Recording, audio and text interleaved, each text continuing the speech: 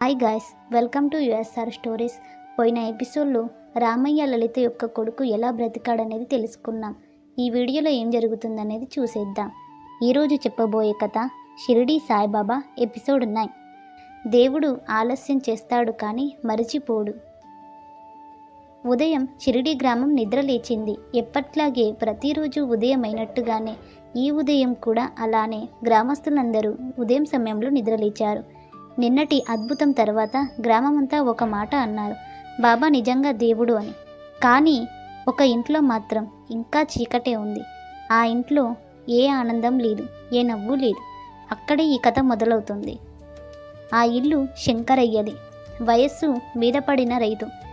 జీవితమంతా కష్టపడి పనిచేసేవాడు. కానీ ఇప్పుడు భూమి అప్పులలో ఉంది. ఇల్లు వేలానికి వేలే పరిస్థితి ఉంది.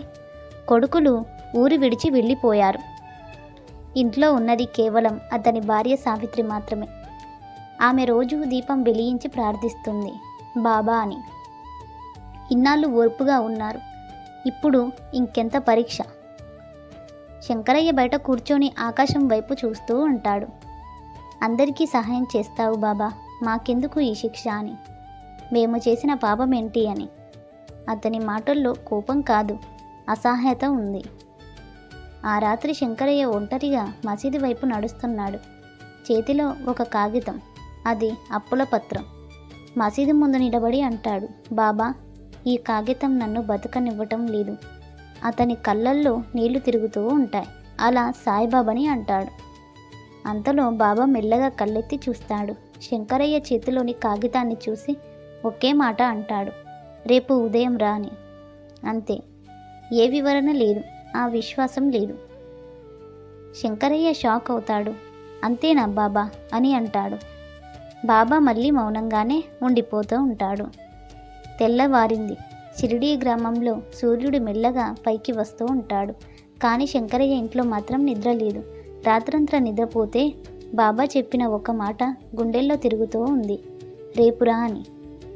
అంతేనా అంతేనా అన్న సందేహం తన మనసులో అలానే ఉండిపోయింది. అతని భార్య సావిత్రి నిద్రలేచి అడిగింది, ఏమయ్యా నిన్న రాత్రి బాబా ఏమన్నాడు అని అన్నింది. శంకరయ్య నెమ్మదిగా చెప్పాడు, రేపు రా అని అన్నాడు అని చెప్పాడు. ఆమె ఆశ్చర్యపోయింది. అంతేనా, ఇంకేమీ చెప్పలేదా అని అనింది. శంకరయ్య తల ఊపాడు. సావిత్రి కళ్ళు నిండిపోయాయి. అంటే మన కష్టానికి సమాధానం రాలేదా అని సావిత్రి అంటుంది. శంకరయ్య బయటకు వచ్చి ఇంటి ముందు కూర్చున్నాడు. ఎదురుగా అప్పుల పత్రాలు, ఇంటి మీద వేలం నోటీసులు. అతని మనసులో అనుకుంటున్నాడు, నేను నమ్ముకున్న దేవుడే నన్ను మౌనంగా చూసి వదిలేస్తే ఇంకెవరిని నమ్మాలి అని. అంతలో దూరం నుంచి గ్రామస్తులు మాటలు వినిపిస్తున్నాయి. ఈరోజు కదా ఇల్లు వేలం వేసేది, ఎవరు ఆపలేరిక అని మాట్లాడుతూ ఉంటారు. ఆ మాటలు శంకరయ్య గుండెల్లో కత్తిలా గుచ్చుకుంటూ ఉంటాయి. అతను నెమ్మదిగా లేచి మళ్ళీ మసీదు వైపు నడుస్తాడు. ఈసారి అడుగులు భారంగా ఉన్నాయి. బాబా అక్కడే కూర్చున్నాడు. శంకరయ్య ముందుకు వెళ్ళి ఏమీ మాట్లాడకుండా కూర్చున్నాడు. నిమిషాలు గడిచాయి. బాబా మౌనం అలాగే ఉంది.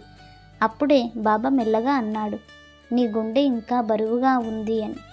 శంకరయ్య కన్నీళ్లతో అన్నాడు, అవును బాబా, నా జీవితం మొత్తం అప్పులే. నా కొడుకు దూరం అయ్యాడు, ఇక నేను ఏం చెయ్యాలి అని. బాబా అతన్ని చూస్తూ అంటాడు, నీ బాధకు కారణం పేదరికం కాదు, నీ భయం. నువ్వు దేవుణ్ణి నమ్మావు, కానీ నీ మీద నువ్వు నమ్మకం పెట్టుకోలేదు అని అన్నాడు. బాబా నేల మీద పడి ఉన్న ఒక చిన్న రాయి తీసుకుంటాడు. ఇది విలువలేని రాయి అనుకుంటున్నావు కదా అని అన్నాడు. శంకరయ్య తల ఊపాడు. అప్పుడే బాబా ఆ రాయిని తన చేతిలో తిప్పి చూపిస్తాడు. ఇది వజ్రమయ్యే శక్తి ఉంది, కానీ దానికి సమయం కావాలి అని. నీ జీవితం కూడా అంతే అని అంటాడు. అంతలో ఒక మనిషి పరిగెత్తుకుంటూ వస్తాడు. శంకరయ్య గారు, శంకరయ్య గారు అని అనుకుంటూ. అతని చేతిలో ఒక కాగితం ఉంది. మీ భూమి వేలం ఆగిపోయింది. మీ కొడుకు పంపిన డబ్బుతో అప్పులు తీరిపోయాయి అని అన్నాడు. శంకరయ్య నమ్మలేకపోతాడు. నా కొడుకా అని అన్నాడు. ఆ మనిషి చెప్తాడు, అవును, అతను నగరంలో పనిచేస్తూ మీ అప్పులన్నీ తీర్చాడు. శంకరయ్య కళ్ళల్లో నీళ్లు తిరిగాయి. అతను మెల్లగా బాబా వైపు చూశాడు. బాబా చిరునవ్వుతో అంటాడు, చూసావా, నేను ఆలస్యం చేశాననుకున్నావు, కానీ నిన్ను నాశనం చెయ్యలేదు. దేవుడు ఆలస్యం చేస్తాడు కానీ ఎప్పుడూ మర్చిపోడు అని అంటాడు. అని చెప్పి మళ్ళీ మౌనంగా కూర్చుంటాడు. సూర్యుడు పూర్తిగా పైకి లేచి వస్తాడు. శంకరయ్య, సావిత్రి బాబా పాదాల దగ్గర నమస్కరిస్తూ ఉంటాడు. వారి ముఖాల్లో ఇప్పుడు భయం లేదు, కానీ కేవలం నమ్మకం మాత్రమే ఉంది. ఓం సాయిరామ్ అండి. ఆ సాయిబాబా యొక్క లీలలు ఏదైనా సమయం వస్తేనే అద్భుతాలన్నిటి జరుగుతూ ఉంటాయి. మీకు ఈ కథ కనుక ఇంట్రెస్టింగ్గా అనిపిస్తే మరిన్ని కొత్త కథల కోసం మా ఛానల్ని సబ్స్క్రైబ్ చేయండి. వీడియో నచ్చితే లైక్ చేయండి. సాయిబాబాని కనుక నమ్మినట్లయితే ఓం సాయిరామ్ అని కామెంట్ బాక్స్లో కామెంట్ చేయండి. Thanks for watching this video.